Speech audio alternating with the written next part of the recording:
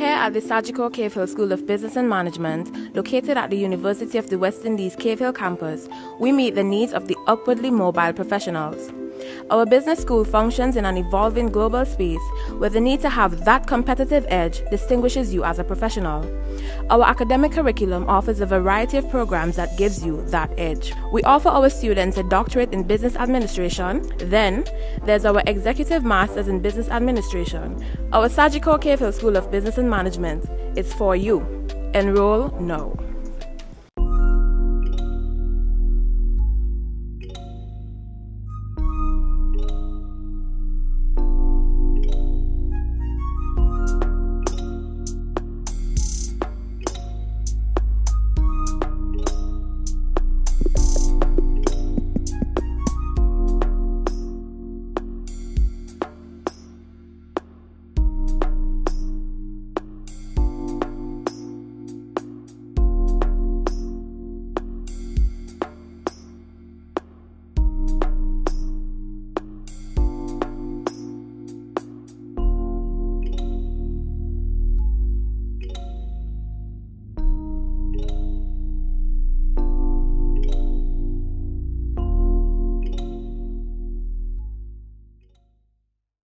Good morning, all.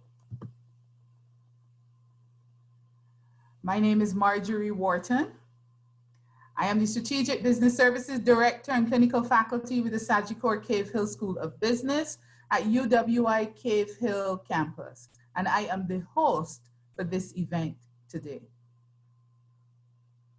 Our topic is coping with challenges, strategies for HR managers, and this webinar will turn the lens on HR's past, present, and future.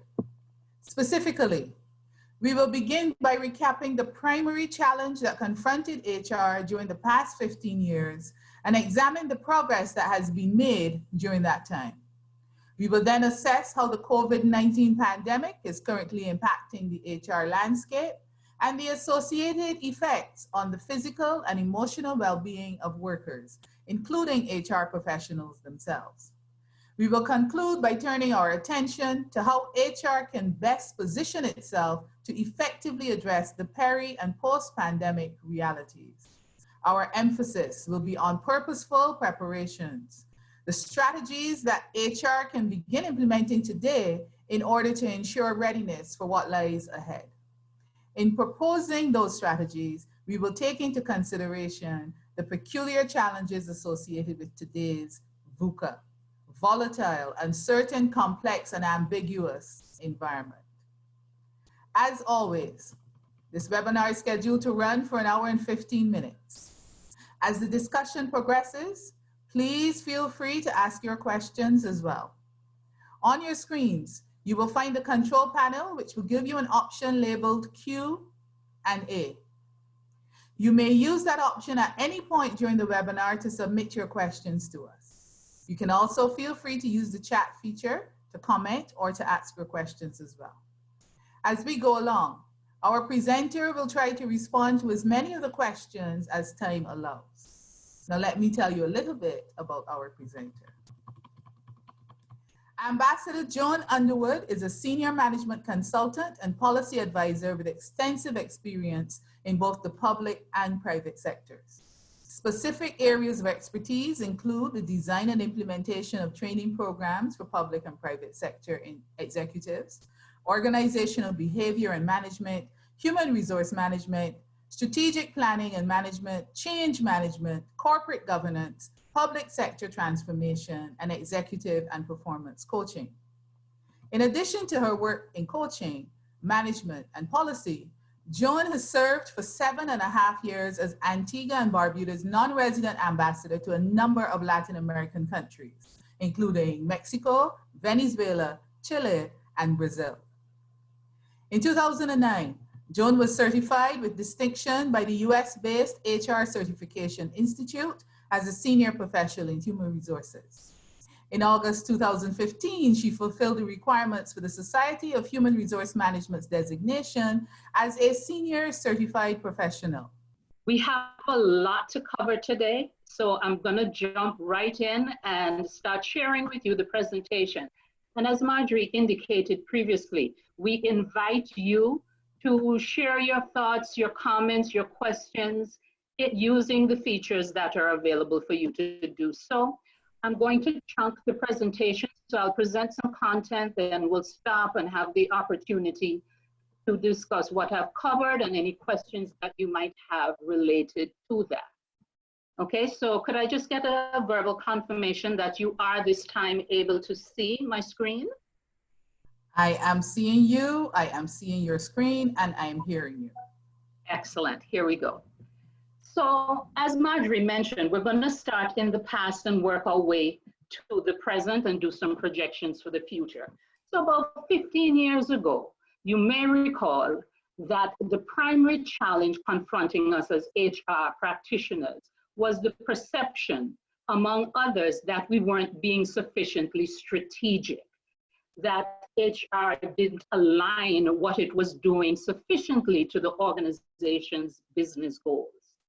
So that was in 2005, and I've shared here with you a quotation from what was then a best-selling publication. So let's take the pulse and see where we are today. How does the current status of HR compare to what obtained 15 years ago when our primary challenge was that of not being sufficiently strategic? And the first data source that we're going to look at is an HR.com 2009 survey. And that survey had some good news for us as it related to the challenge from 2005. And that is that in the 2009 survey, it was found that we are well aligned to the organizational goals. And to put some stats behind that, 63% of respondents said that there was a high to very high level of alignment between the HR goals and the organizational goals. If we reduce that to a moderate level of alignment, we see that there were over 90% of respondents who indicated that there was alignment. So we see that by 2019, we had essentially broken the back of the major challenge that confronted us in 2005. However, there was some bad news to go along with that good news. And we found that HR departments were spending too much time on admin work instead of high-value collaboration. And I would bet my bottom dollar that some of you are nodding your heads at this point in time because you know that you have a lot of back office paperwork that needs to get done, but it prevents you from having the time, the space, head space, and time space that you'd like to do some additional things. So I'm drawing your attention now to the graph at the bottom of the screen. And this is the response to the question, what proportion of the HR department's time is spent on admin or back office duties? And I'm drawing your attention to those bars which are in orange. And you will notice that 37% of the respondents said that they're spending 41 to 60% of their time on back office work. 61 to 80%, as many as 28% of respondents. And look, there were even 6% of respondents who indicated that they're spending 81 to 100% of their time on admin work. So if you think about that, that means that there's not much scope to be doing the other more high value items. So we see that 82% of HR practitioners said that the lost time that they were spending on this admin work could be spent better elsewhere. And again, this is not to say that the admin work doesn't need to get done, but when it's taking up 81 to 100% of your time, clearly that's not what you want to be doing. So that's from HR.com. So I myself conducted a survey just before the pandemic was declared. It was a survey of Caribbean professionals. And the survey was designed to assess the level of stress being experienced by Caribbean professionals and to get some information in terms of what they were doing to cope with that stress. And what the sunburst chart shows us, if you look to the right of your screen, is that 42% of the respondents indicated that they were feeling stressed. Then if we moved anti-clockwise, you'll see that 37% said they were feeling stretched, and 21% said, I'm good, I'm feeling comfortable. So when you look at it, 37 plus 42, that's how many of us are feeling stretched to stressed.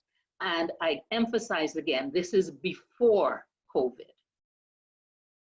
We also looked at how many hours our Caribbean professionals were working within a given week. And for those working less than 40 hours a week, you'll see that it wasn't even 10%, 7.5%. Between 40 and 50 hours, we had just slightly over half of our survey sample. And then between 50 and 60 hours, we had 31.3%. So people are putting in a lot of hours.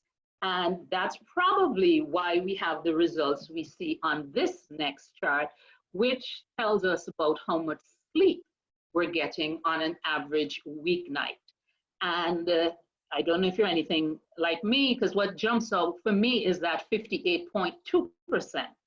And that's the respondents who were getting between 4 and 6 hours of sleep nightly, between 4 and 6. And right next to that, you see those getting between 6 and 8 hours. That's 35.8%. Now, to put this in context, the Mayo Clinic says that adults should be getting between 7 and 9 hours of sleep nightly. As you can see, we're far from being there. So again, here's a summary of the pre-pandemic challenges. And at this point, I'll take a break and let's engage our participants, Marjorie, and hear from them what additional challenges they might have been experiencing, and what do they think about the challenges that we've just outlined. And I'll leave the summary up to as a cue, a reminder in terms of what we've covered. But I'd love to entertain some discussion at this point in time. Okay, it's good that you've said that, because we already have 2 questions coming in from the audience. We have someone who perhaps for her, these were 2 burning questions even before you got started. We have one question: how do you handle the bullying storms in academia that seems to have gotten worse during the COVID-19 pandemic? So my thoughts would be that perhaps thinking about the response and to people's reaction, that perhaps that's something you may be able to give us some response to. That's the first question. And the second one, how do you handle professional envy that hampers your endeavors to apply for tenure? So 2 questions, one about how to handle the bullying storms and the other about how to handle professional envy. Okay, thank you very much. And I think the 2 are somewhat related in terms of the impact that they have. And the first thing that I'm going to say is it's not about you. And that's a very important shift in orientation. Because if you are at the receiving end of bullying or professional envy, if you allow yourself to internalize that, you can become very harsh on yourself, very critical of yourself. And frankly, it's not about you. It says more about the persons who are bullying or the persons who are expressing the envy than it does about you. So that's the first thing. Don't internalize. There's no need for you to be taking on someone else's baggage. Let them carry their own luggage. So that's the first thing. The self-affirmation is the second thing that I would encourage. So, you know, sometimes we're not very kind to ourselves. We can be very critical of ourselves. And self-care, which is something that I'm going to talk about in a bit more detail later on in our time together today, it's very important. So affirm yourself, affirm your competence, affirm your confidence, affirm your integrity, your goodwill, your generosity of spirit. And because we're talking primarily to HR practitioners, Another thing that I have to mention is that all our organizations, if they don't have them explicitly articulated, they have a responsibility to provide protection from this type of behavior. So utilize the policies and the procedures that are available to you within your organization. Consult with your HR practitioners to communicate with them about what is happening, the impact that it's having, not just on your productivity, but on the productivity of the organization. Because remember what we talked about before in terms of ensuring the alignment, because when you can trace the cause and effect in terms of this adverse behavior, this unacceptable behavior, and how it's affecting the organization's ability to deliver on its goals and objectives, it's all of a sudden, again, not about you, but about what the organization needs to do to ensure that it's performing optimally. And the third thing that I would say is to focus your energy on the things that you can control and influence. All right? Professional envy is the nature of human beings, is that you're going to find some who are going to be resentful, who are going to not pay attention to the hard work that you put in to get where you are, but be envious of what you've accomplished as a result of that hard work. Not about you, so don't spend a lot of your time and energy focused there.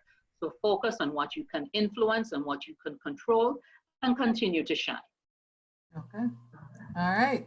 Thank you for that. Very good response. We have another question here already that says, and it starts with a comment, the challenges that you have highlighted are spot on, clearly defining where we are in the HR space today.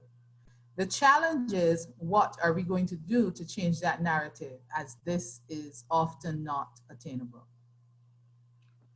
Well, we're going to present a response to that in the next couple of segments, because I'm going to present a 4-point strategic action plan that I'm proposing for us as HR practitioners. So great question. That's exactly where we're going in this discussion this morning.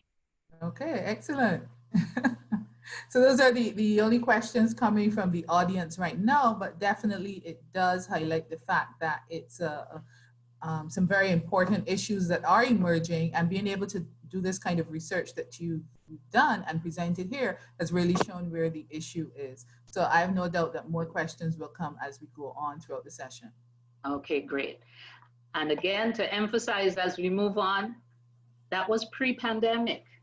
Then we had March 11th, and in case that date doesn't ring a bell for you, that's when the World Health Organization declared that COVID had become a pandemic. And I present here to you the Serenity Prayer. I don't know if you're familiar with it, but I'll tell you, it has helped to preserve my sanity over the last few months as we've dealt with the lockdown and the just total disruption of business as usual. So serenity, courage, wisdom. Those are the things that personally I've been praying for every day in order to maintain my sanity. So what should HR be doing? So context matters. So remember where we were. 37% of our respondents had said that they were stretched, 42% that they were stressed, 60% of us already, we weren't getting enough sleep. So what should we be doing? Now, I know that you probably haven't been in a plane for quite some while, since they've been grounded for the most part since the pandemic hit, but remember the safety briefing from your last flight. Put on your oxygen mask first before seeking to help anyone else. So HR practitioners, we're expected to take care of the people needs within the organization, but we are compromised in our ability to do so if we ourselves are stressed out, if we're not getting enough sleep, if we're overworked. So this is one of my mantras. Self-care cannot be delegated. You can't assign someone responsibility to take care of you in terms of your mental, emotional, and physical well-being.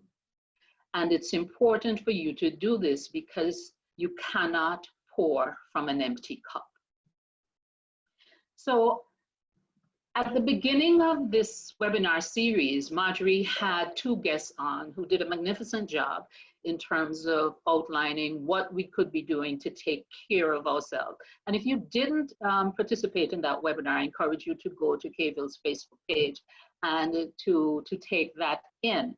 What I prepared and shared with you here is a list of 10 self-care strategies that I have found work well for me, and I've utilized them extensively in working with my coaching clients as well to help to keep us sane and productive.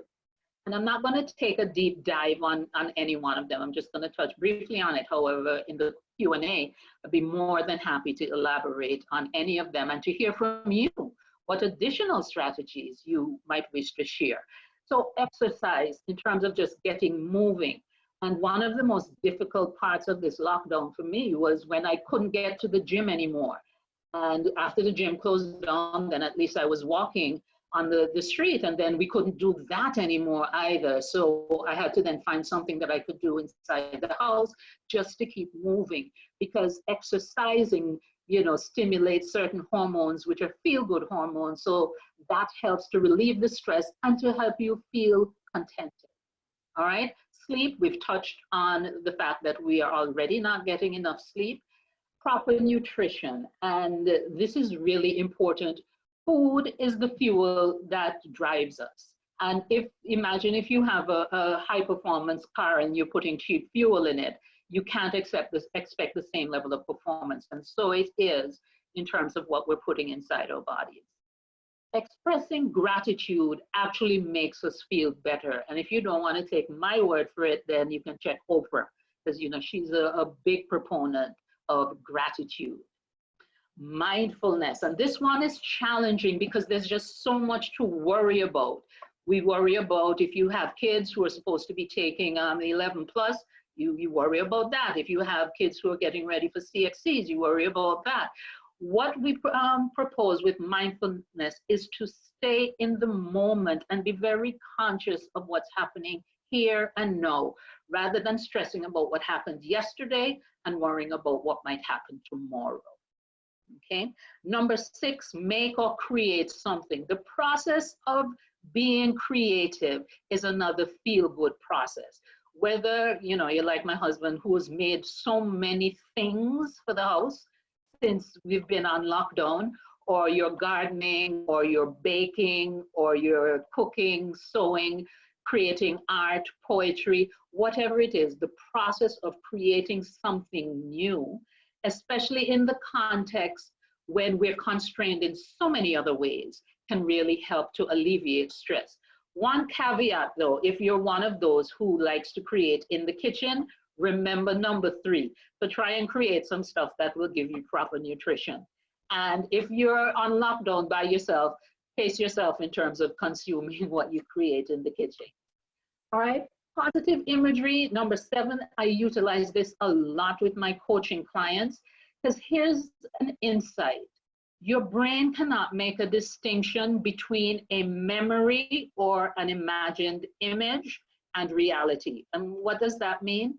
If I visualize myself in my happy place, my brain reacts as if I'm there in terms of the feelings that I get.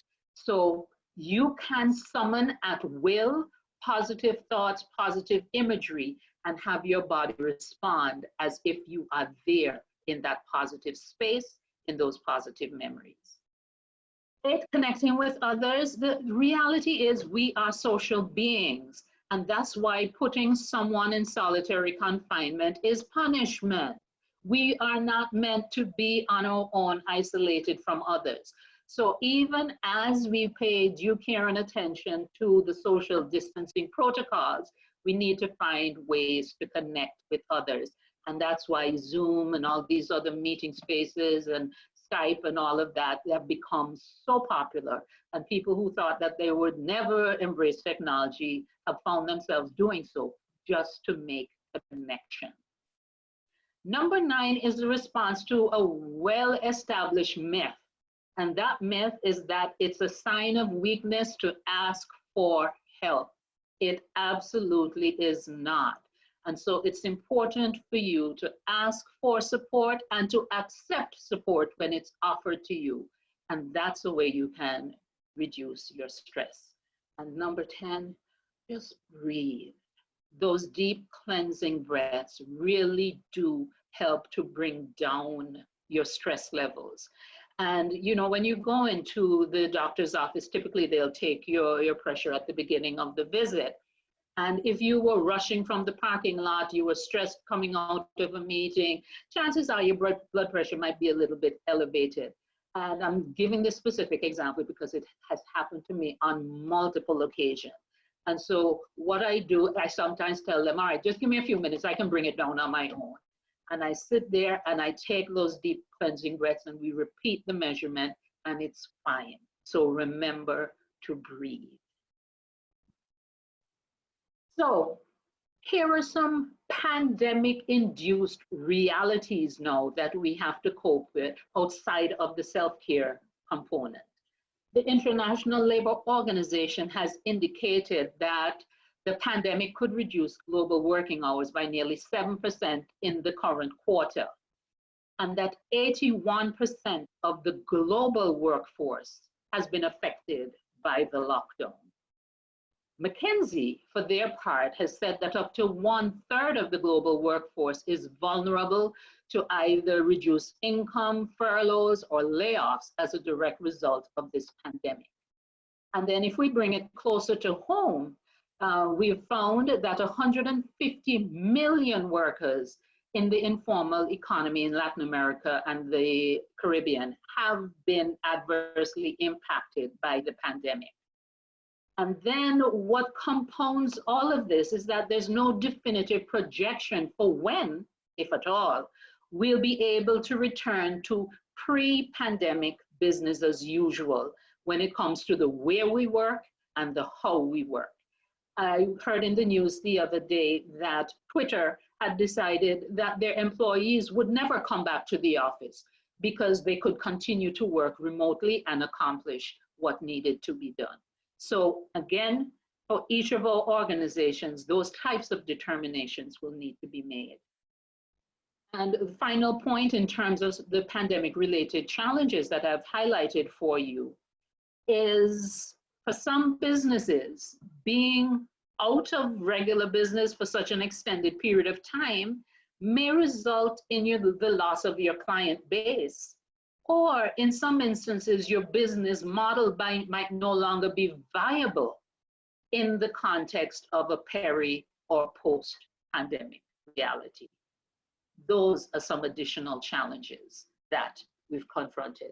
Now, again, I'd like to pause here and hear from you if there's any additional challenges that you would like to share with us, given what has happened in your world in relation to COVID. We have a question coming in here from one of the participants asking, how do you handle the challenges of trying to do the best for your employees, especially during these times of COVID, even though it appears that the employees are still not satisfied despite what you do? Okay. Yeah, that's a reality. And as HR practitioners, you know, we struggle with this a lot.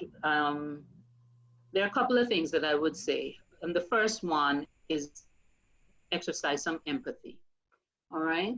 Because we have come up with solutions which we think are in the best interest of the employees while taking into consideration the organizational imperatives. However, every individual employee has peculiar circumstances, okay? And we may not be aware of the specific challenges that each of our employees is experiencing. So exercise some empathy, try to understand where they're coming from. And one of the things that I've found as an HR practitioner is our outcome can be improved if we seek first to understand the concerns that are being expressed and only then seek to be understood. So it begins with listening, and then you can tailor your explanation based on what you heard and understood. because sometimes people just want to be heard. They just want their concerns to be validated. And then in explaining what the constraints are, you can couch it in language that acknowledges and validates that they have their specific concerns. Okay, so start with empathy. And then in addition to hearing and expressing appreciation for what is being shared, link what you have to share with the organizational and in fact national and international imperatives, because a lot of what is happening now is not under our direct control. We have found ourselves in a crisis. We have found ourselves dealing with some very harsh realities. And as much as we would like to do more, as much as we would like to do better, we have to deal with the constraints that we face. And the third thing that I would say is invite the employees to be part of the problem solving. Invite them to make suggestions. And when you get those suggestions, examine them to see what the merit is, and then you can have the conversation in terms of acknowledging those elements that are in fact valid and practical given the constraints, and explaining why those which cannot be implemented cannot be implemented. Okay, and so from me, I'd like to ask this. So is it possible that you could have a situation where the organization does all of those things, but the employee still does not feel satisfied with the outcome? Because I'm assuming that you could have a situation where the employee's dissatisfaction may be beyond something that the organization can do about it. So is that a situation that could occur as well? Absolutely. I mean, it happens without a pandemic, so it's certainly going to happen during a pandemic. You're not going to be able to make everyone happy, right? And that, like I said, is separate and apart from being in the midst of a pandemic. And so as HR practitioners, you already have some things in your toolkit in terms of how you cope with those situations. Continue to do what you would normally do when you have disgruntled employees. Another question coming in: what is your perspective on the return to work with no child care school options in place? Do you think that the COVID reality will, quote unquote, push women back in the workforce? Oh, that's a great question. And the first part of it is really easy. What do I think about it? I think it's a lack of due care and attention to the multiple stakeholders who are impacted by policy decisions. And, it's not a judgment, it's simply an observation. Because whenever you're formulating policy, it is imperative. It's, well, let me say advisable, because, it doesn't always happen. But you need to look at all the categories of stakeholders who will have a vested interest in the policy that you're developing. And you need to do some projection and, if possible, consultation in terms of what are the likely implications of the move that I'm considering? How is it likely to impact them? And if there's a potential downside, how can we mitigate that downside? Because the harsh reality is, without adequate provisions for childcare, and this is starting from at the level of baby right up to, the teenagers in your household, your mind cannot be at ease. If you're worrying what your older children are getting up to, if you're worrying about whether or not, the younger ones that you left behind, they're safe, that they have adequate supervision. So it's part and parcel of the complex nature of policy formulation, in that we absolutely need to cast as wide a lens as possible to see who is going to be impacted by this policy, what is the potential downside, how can we mitigate those risks. And of course, women bear the heaviest burden when it comes to child rearing.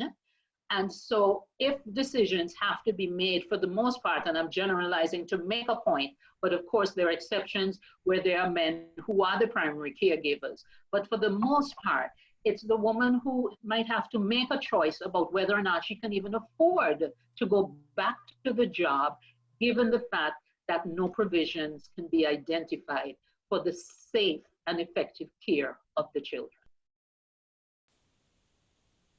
Another question here is asking about change. Change management is a challenge that has affected HR practitioners prior to COVID. How do you think the difficulties of unproductivity and performance amongst employees in organizations can be addressed? Love that question. And listen, I am looking at this as an opportunity. The pandemic has provided an opportunity for us to open things up. Everybody acknowledges it can't be business as usual because of the constraints, because of the realities that we're facing. So here's an opportunity to sneak in some change that maybe you would have liked to get on the agenda from before. And I'm just going to quickly share with you my favorite model of change and advise that you utilize something like this in terms of your strategizing, in terms of how you can help your organization to address this vexing issue of change. Because the research is well documented that 70% of change initiatives fail. And they fail not because they're not technically sound, but because we don't pay enough attention to the people side of change. So as HR practitioners, we are uniquely positioned to help to fix what's wrong with change. And my go-to strategy for dealing with change is the ADKAR model of change. And the acronym is ADKAR. The A stands for awareness, the D stands for desire, the K stands for knowledge, the next A stands for ability, and the R is for reinforcement. And the ADKAR model, each step builds on the previous step. So for change to happen successfully, the first thing you need to do is to create an awareness of the need for change. Why? What's the purpose of the change? What's the burning platform that would make me give up what I'm comfortable with, what I'm accustomed to for something else? So how do you make that argument? And make the argument, remember what I said before in terms of looking at things from the perspectives of the various stakeholders. So when you are developing the narrative to create an understanding of the why behind the change and awareness of why the change is required, ensure that your narrative speaks to it from the perspectives of all the different stakeholders. Now, once there's awareness of why we need to change, the next thing we need to focus on is creating the desire for change. Because I can be aware of why the change is necessary, but have absolutely no desire to contribute to it or be a part of it. So the second step would be for us to focus on creating the desire for change within our people. After the D comes the K, the knowledge. So once you have awareness, once you have desire, what people need next is the knowledge of what exactly is the nature of the change, how is it going to take place, etc. And again, HR can help to drive that process. So once persons have the awareness, the desire, the knowledge, the next thing they need is the ability. So if, for example, the change that we're talking about is teleworking, the remote working, then for me to have the ability, I'm going to need to know how to use the app, whatever application or platform we're using. I need to have access to the devices that I need. Whatever else we will need in order to have the ability to effect the change. And then the final element in the model is the R for reinforcement. Because if we don't put things in place to reinforce the change, people can start reverting to what they were accustomed to before. So that's it, the ADKAR model: awareness, desire, knowledge, ability, and reinforcement. Build that into all your change initiatives. That would be my advice. All right, thank you very much. And we have a few more questions that have come in. I don't know, do you want to take them now or do you want to move forward and perhaps take them as we go along? Yes, let's do that because I still haven't gotten to presenting the strategies, and I know we had a question from that in the first segment. So let's move on. So how can HR add value in the face of the challenges that we've outlined? And I love this quotation from Viktor Frankl. And if you're not familiar with him, Viktor Frankl is a Holocaust survivor. And he said, when we are no longer able to change a situation, we are challenged to change ourselves. And he wrote an entire book about how he survived the Holocaust and what he observed in terms of those who survived and those who didn't survive. And those who were able to survive, you know, I'm not going to go into the whole detail of it, but this is part of the secret sauce, is that, and again, go back to the serenity prayer. If we can't change the situation, focus on the things that we can change, including ourselves. So here's the start of our 4-point plan. Step 1, HR, take a seat at the table with our strategic business partners to help reimagine the business model. If you're not hearing this conversation taking place within your organization, you need to get it started, because that business as usual, and you hear people saying, oh, I can't wait for things to go back to normal. We are not going back to normal. We have to craft a new normal. So the first step in our 4-point action plan is for us to take a seat at the table and help to reimagine the business model. Step 2, and I hope BDF or the police are not listening when I say start a riot, but I have an explanation, a plausible explanation that will get me out of trouble even if they do. As HR, we need to disrupt. And the riot that I'm talking about here, it's an acronym, and I'll break it down for you. So as we look, remember, we're reimagining the business, okay? And part of that process is that we need to look critically at the products, the services, the functions that we have within our organization and decide, what do we retain? What do we continue to do even in the context of the pandemic and post-pandemic? So that's the R from Riot. What do we need to improve or innovate? Because some things can't be retained because the way we used to do them is just no longer an option. It's not viable anymore. What improvements, what innovation?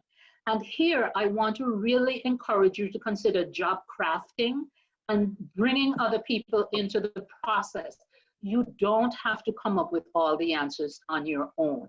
So as you work towards improving and innovating job roles within the organization, get your people involved in the job crafting process.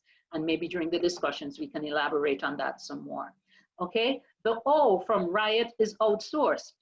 There may be some functions that you cannot or should not, because of a lack of efficiency, it's not your core competence, it's not your wheel well, that you get someone else to do that part of it. And so, for example, we have all these restaurants that people can't come in to dine anymore. So you say, well, you can have a curbside or you can have a delivery service. The restaurant doesn't have efficiency when it comes to moving food out into the community. But that's something you can outsource. So taxi drivers, they're looking to see how they can reimagine their business model. So there's an opportunity for a partnership there. So that's the O from Riot. And the T is terminated. The harsh reality is, for some organizations, there are things that you used to do pre-COVID that you just won't be able to do anymore for various reasons. So that's the Riot. What do you retain? What do you improve or innovate? What do you outsource? And what do you terminate? So that's step 2, you started a riot. Step 3, having reimagined the business, having had your riot, the next thing you need to engage in is some workforce planning. So based on the new roles that you have on the post-riot view of your organization and what it's doing, you then need to identify which positions, which roles are mission critical or strategic, which roles are core, which are supportive, and again, because you may have terminated some of the services, which ones are obsolete. HR needs to lead the charge in doing this. And I want to emphasize, we're not talking about designating people as strategic, core, supportive, or obsolete. We're talking about designating roles. because the roles have shifted. After that, then in terms of how you go about planning your workforce, then you look at, okay, what are the actual human resources that I have and where can I position them based on this reimagined business, based on these new designated job roles, okay? And the fourth and final step is to ensure that HR is, first of all, agile. It's really easy for us to, get into a routine, get into a tradition, a certain way of doing things, get into habits. And there's a quotation that I love. It says, the chains of habits are too light to be felt until they're too heavy to be removed. So, sometimes some things are so ingrained in us that it's really difficult to change, but that's exactly what we need to do. In this new era, HR absolutely needs to be agile. We need to be able to respond in real time to the changes that are taking place externally as well as internally. HR also needs to be able to financially justify whatever initiative we're coming up with. And this is part of the strategic alignment conversation from before. So if we are advocating for a certain project, a certain introduction of a certain program, we need to be able to talk about its financial implications. I'm not saying that there will not be any interventions that you might recommend which would not necessarily represent a cost center. But if in fact you realize this is going to represent a cost center, you need to be able to have a conversation about why it's worth it, why the investment in this cost center is going to pay dividends in other areas. So agile, financially justifiable. And again, let's not lose the gains that we made from 2005 in terms of ensuring that we remain aligned. This time we align to the new strategic business objectives, and we keep our eyes on them so that when they shift, we shift with them to ensure ongoing relevance. So recap of our HR action agenda, the 4-point agenda. Take a seat at the table to reimagine the business model, start a riot, engage in your strategic workforce planning, and ensure that your agility is there, that whatever you're recommending, you can justify it financially, even if it's a cost center, and that we are aligned to the new business objectives. So Marjorie, let's open up again. Okay, and we have some questions that are coming from the point of view of, as the HR person who's perhaps having to take some of those tough decisions when it comes to dealing with the workforce, perhaps what your suggestion might be on how they can proceed. So here's the first one. I agree that empathy and open dialogue between employers and employees will help everyone come to some sort of better understanding of the decisions being made. But how do you package laying off or terminating someone who was the only person working in their household, which included a spouse, a young baby, and an elderly parent? Okay, yeah, those decisions and those conversations are always really, really difficult to have.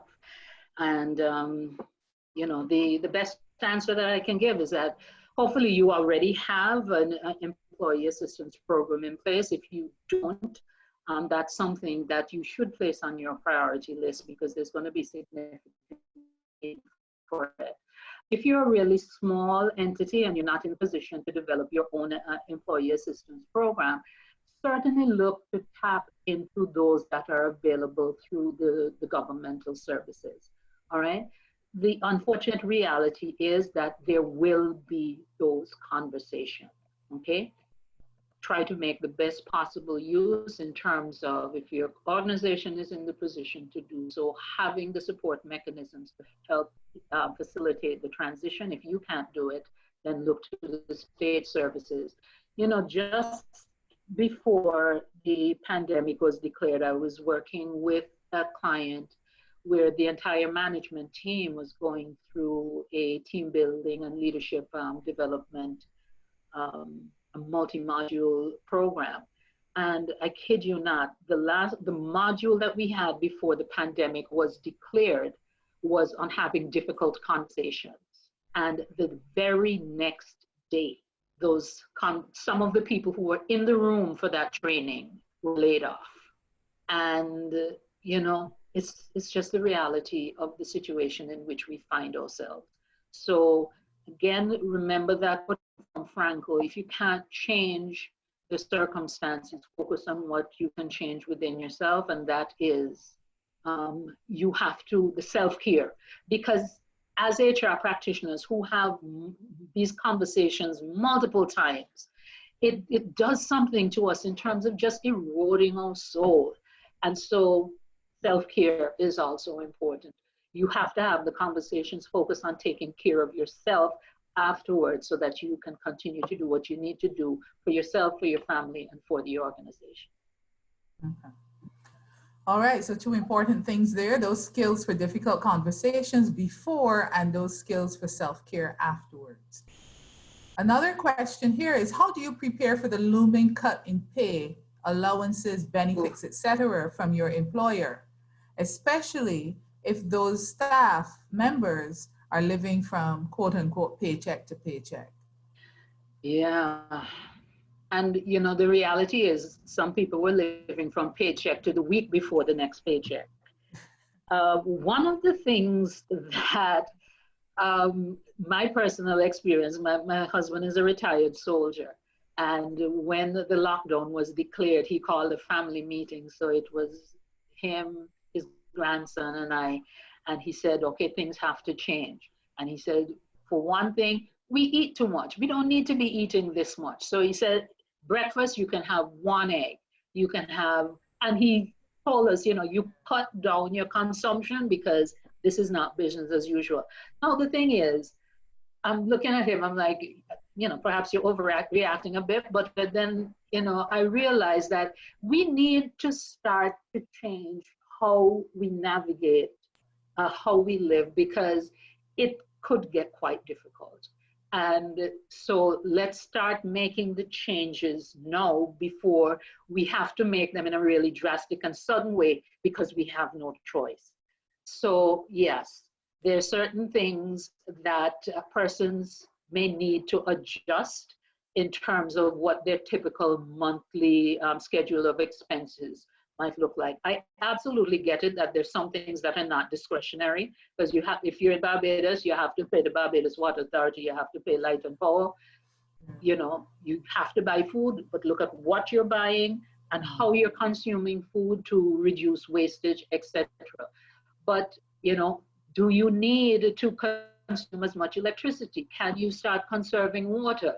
Can you start reducing your gas bill?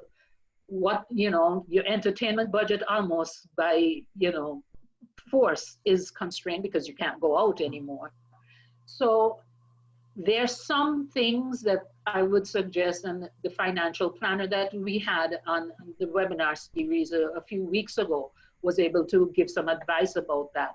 But for all of us, we really should be looking at how we spend, what we spend on, and what changes we can make there to be more conservative. And if you can't identify anything else, go and talk to an old person, because they for sure know how to cut and contrive based on the challenges that they experience coming up. Yeah, and you'll often hear that, even that phrase comes from many of our older family members talking about those things. Yeah, they know how to cut and contrive. Yep. We have someone who's asking for a little more about the ADKAR model. The question specifically is this: can you speak more on how the desire for the change can be inculcated? Absolutely. So, you know, I remember years ago, a trainer said in a session that I was in, everyone walks around with their minds tuned in to station WIIFM. What's in it for me? So to help people to have desire for the change, you need to be able to speak to them via channel WIIFM. What's in the change for them? How can the change benefit them? Or what is the harm that will come to them if the change doesn't take place. Because when someone jumps off a burning platform and jumps into the sea, it's not necessarily because they want to swim, they don't want to get burnt. So if you're not moving towards the change because you want what the change represents, you may be moving with the change because there's something coming at you that you want to avoid. So have that conversation to stimulate desire. And the last one before we get back to the presentation, we have someone asking, how do I remain professionally productive working in a small to mid-sized family business where I am being challenged by performing professionally versus do as I say? Then that do as I say is coming from the owners of the business. And read the that question person's, from me again. Read that sure. question from me again. The person is asking, how can they remain professionally productive? They are working in a small to medium sized family business, and consistently they're being challenged when they want to perform professionally. They're being challenged with the concept of do as I say, and that do as I say is coming from the owners. So the individual is trying to understand, how do I keep my professional, what I know should be done professionally, rather than just adhering to the do as I say from the owners.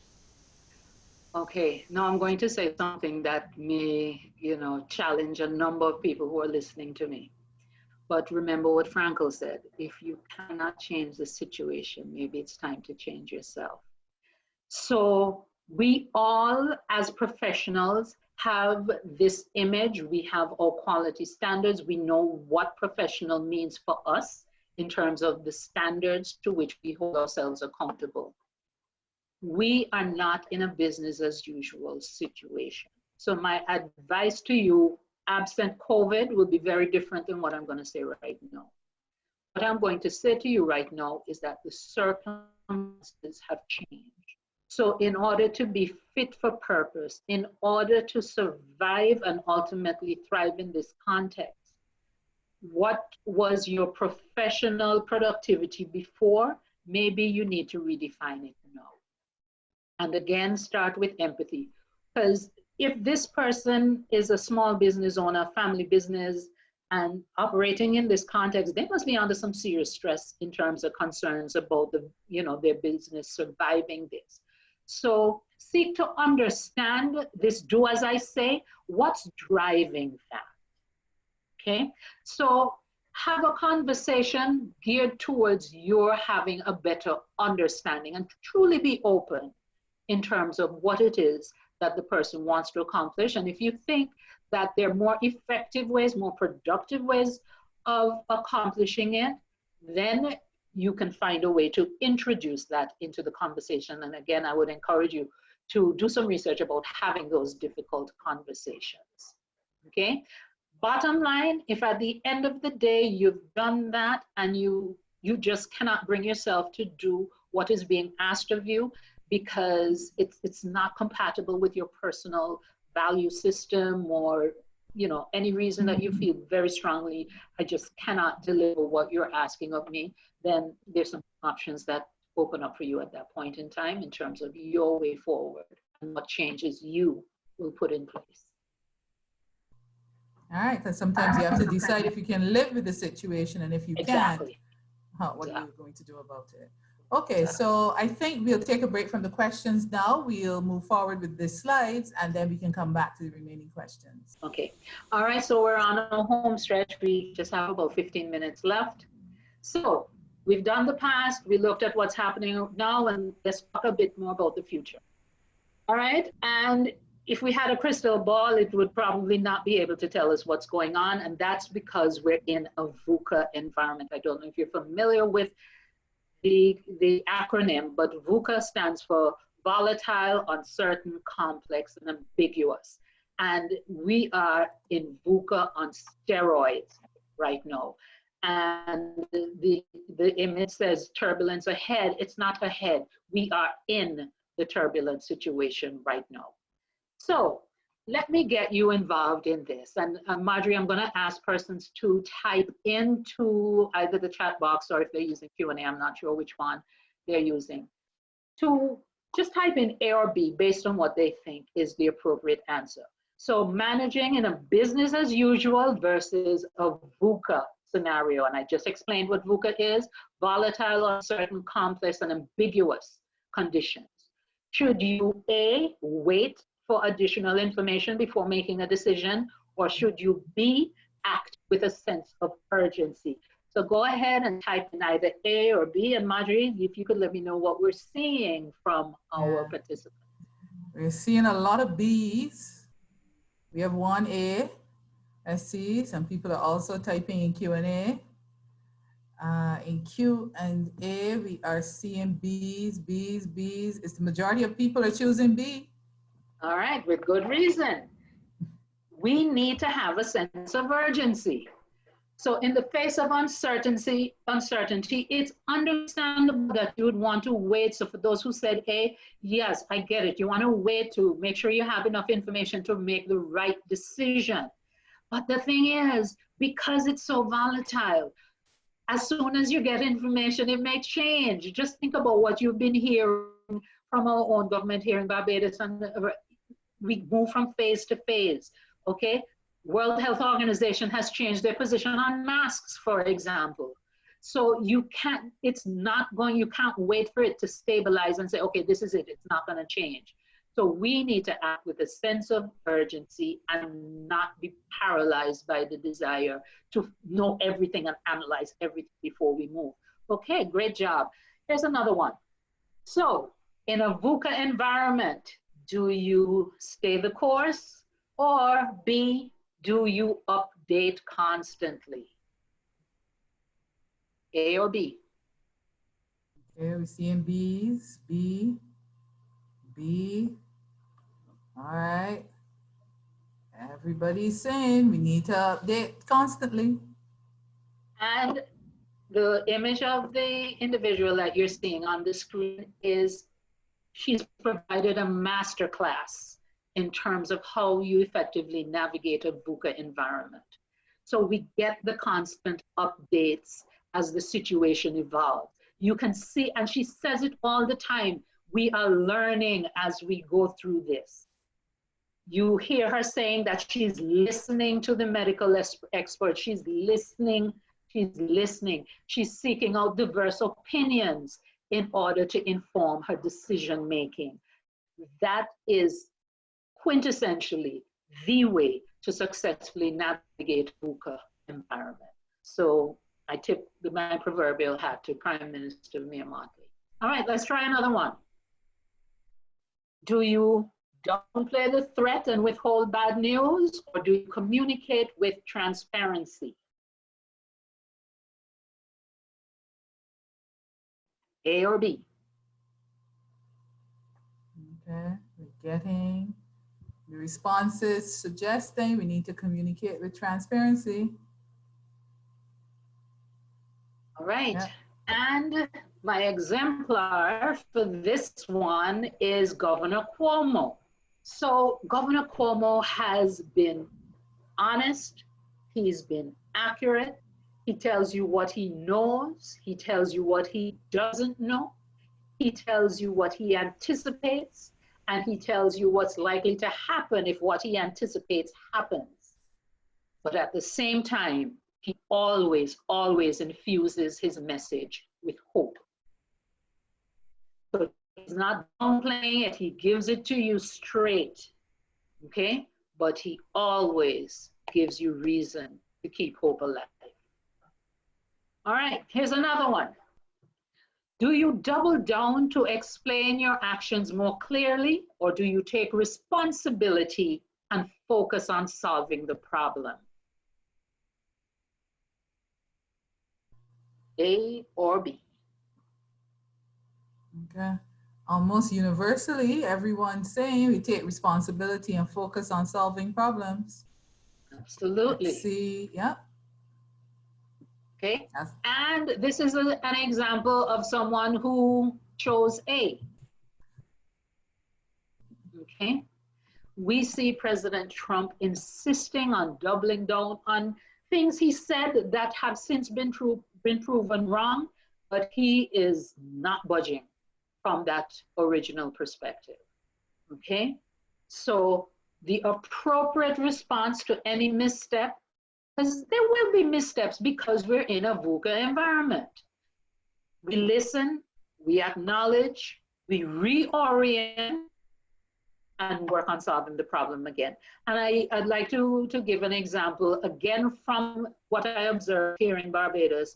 When the government first announced that there was going to be this lockdown, and there was this massive rush towards the supermarkets, and people were criticizing, the government didn't plan it properly, and of course people are going to rush because they don't know if they're going to be able to get food and blah, blah, blah.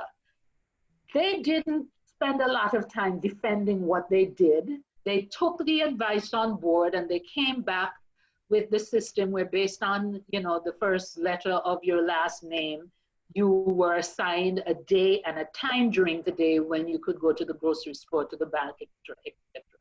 So they took responsibility, focused on solving the problem, and utilized the recommendations that they got in order to do so. All right, so thanks for playing along with that.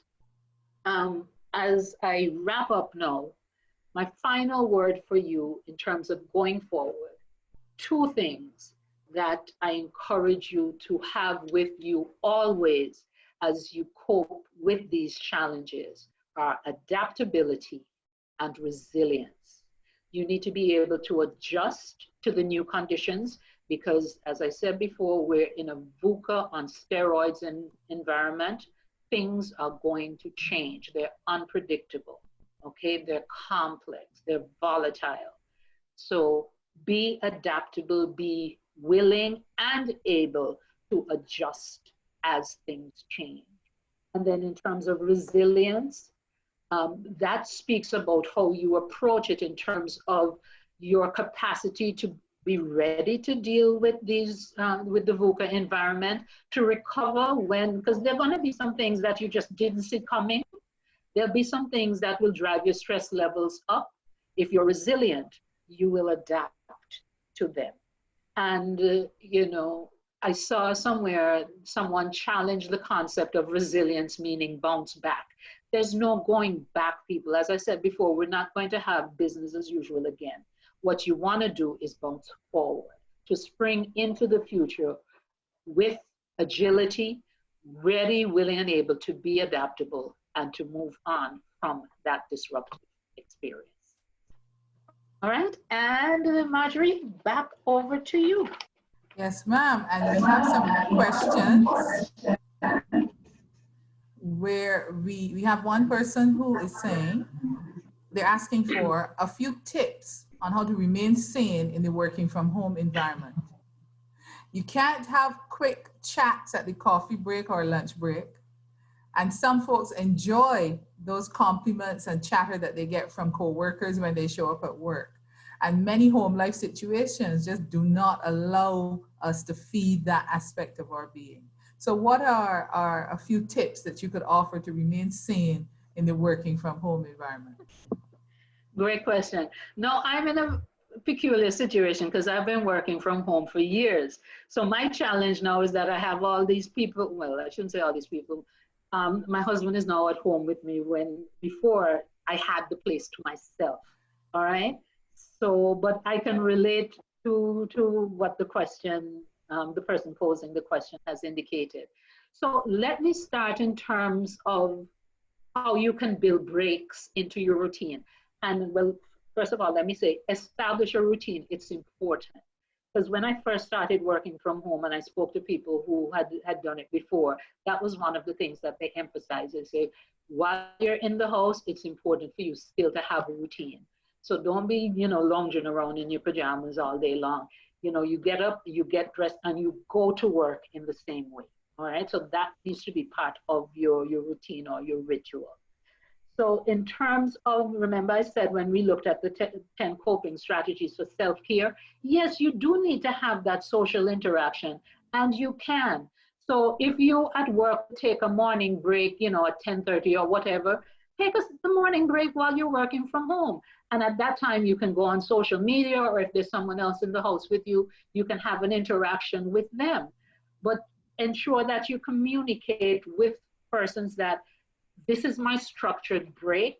So I'm going to engage with you during this time, but it doesn't mean that it's open sesame all day long.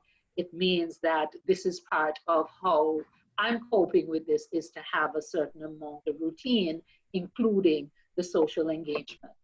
Another important part is having a designated workspace. And this will look different for everyone, but whatever it is, make sure that you create it for yourself and you communicate with the other people in your environment that this is your designated workspace, and ask that they respect it as such. So even though it may be a corner in the living room and everybody can see it's the living room, get an understanding that this is my office. So, you know, treat it with that understanding and that degree of respect. All right, so hopefully those 2 tips will be useful for you. Absolutely. So it's not that we can't have the coffee break or lunch break. We just are moving the location. You have your coffee break at your, instead of around the water cooler, you have it around your coffee machine or your kettle at home. All right, we have another comment about working from home. One individual saying, in my organization, some employees seem not to be able to work full hours. Are there any recommendations for their supervisors? Okay, see, this is the perfect conversation for the job crafting. Remember when I spoke about having the riot and how you innovate and how you improve on how you have the roles defined. So, but before I delve into that, let me just say this one thing, and because I actually had an interesting conversation with my niece a few weeks ago about this in terms of how do you know when someone is working?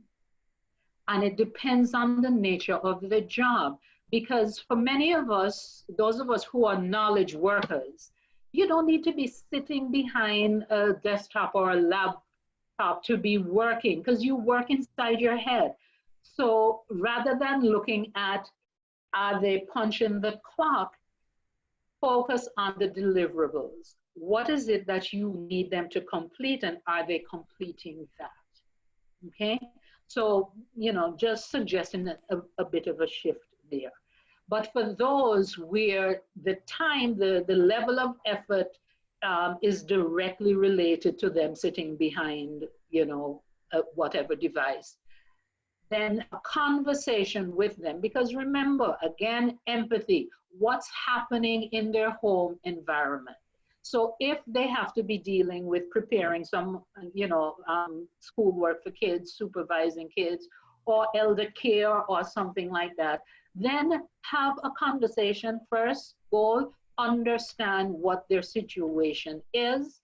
Next goal, how can we craft a job for you that will enable you to take care of those responsibilities and, not or, but and fulfill some obligations to the organization. And maybe it's a case where you do need to scale back their level of responsibility.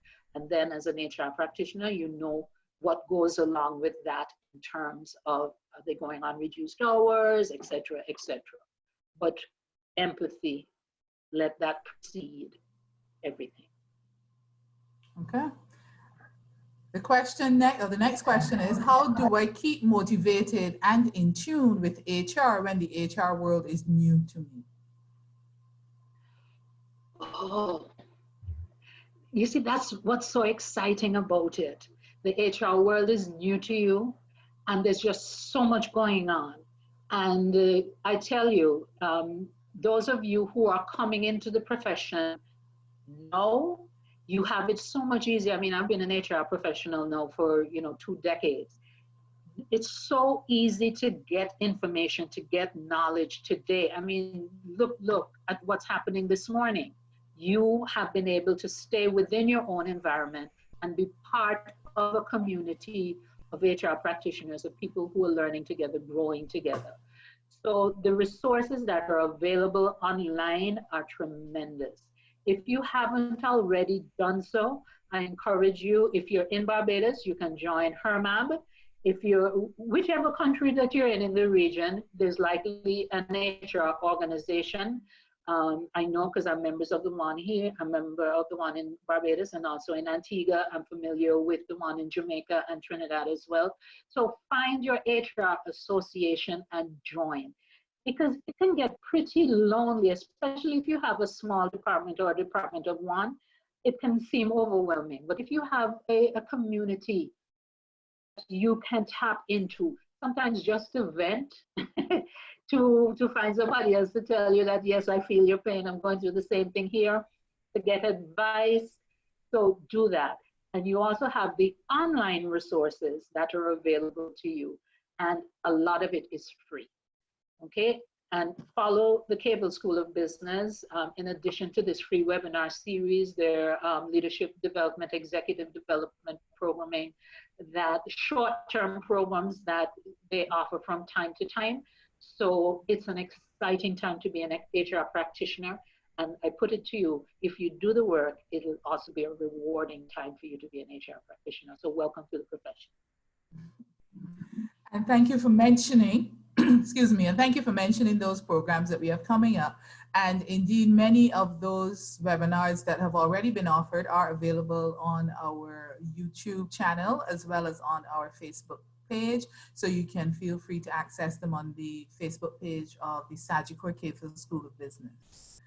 And we have upcoming a few webinars that are really intended to address some of the issues that have also been identified here, including the one about financing and how to deal with your issues and so on. So look out for information on how to get out of debt easily, because we have our personal finance professional is going to give us all tips on how easy it is to get out of debt. So that's going to be a fascinating one. And as we wrap up, Joan, there's one last question that I'm seeing here. I don't know if you can or you want to take a stab at. Someone's saying, working from home, what are a few examples of jobs that you think may seriously be sustained in this framework? Oh, I mean, I think I can't even begin to conceptualize all the avenues that are available, because there's just so much. And let me just give you a category of it, because in terms of delivering products to household, because I mean, with the advisory that we had to wear masks, I didn't have any masks at home. So I was able to go online on Facebook and Marketplace, find vendors with masks and have masks delivered to my home.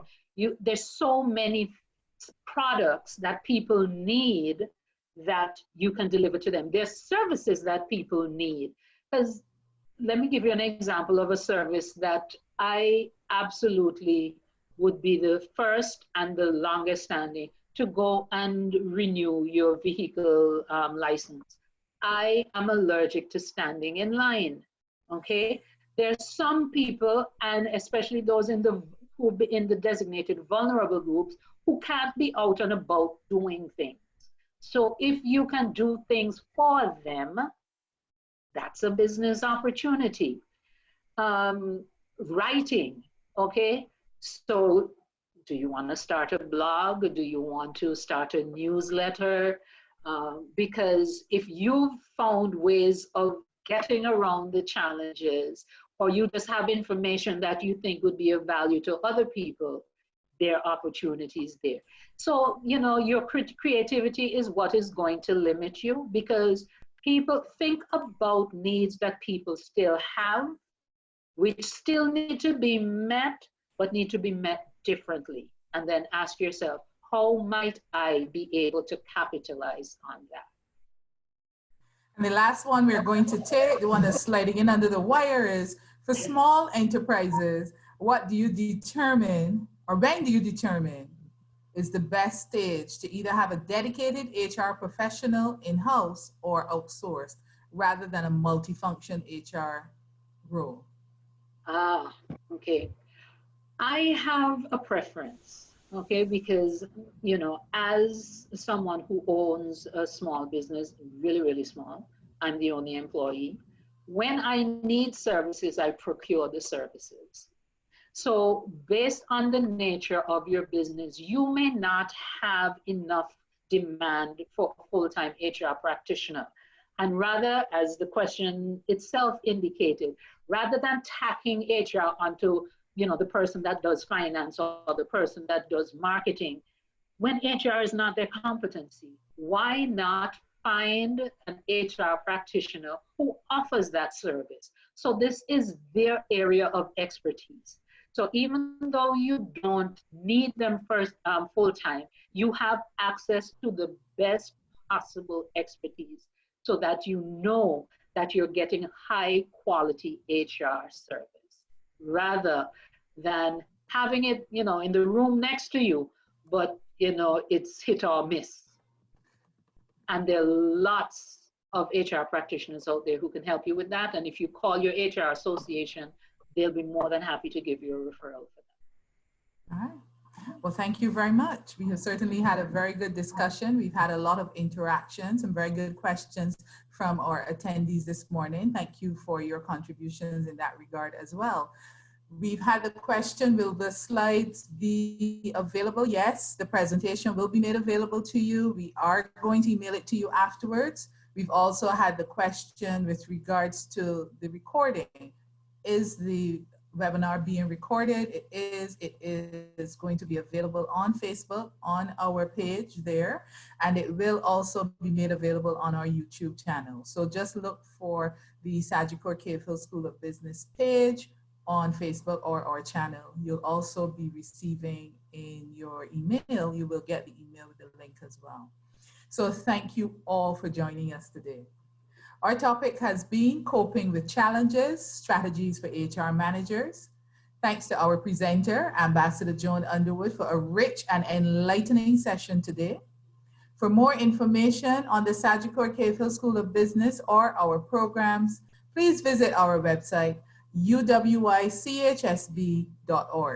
As always, we invite you to keep this conversation going on our Facebook page and reach out to us if you need any additional information or clarification. Hopefully, you will be able to join us for our next Friday webinar when we will be discussing the topic Digital Economies, Payment Systems. I look forward to seeing you then. Stay safe and stay sane and enjoy the rest of your day.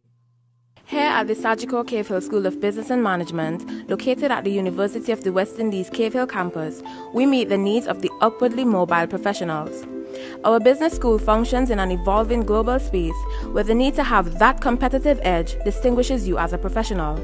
Our academic curriculum offers a variety of programs that gives you that edge. We offer our students a doctorate in business administration. Then, there's our executive masters in business administration. Our Sagicor Cave-Hill School of Business and Management is for you. Enroll now.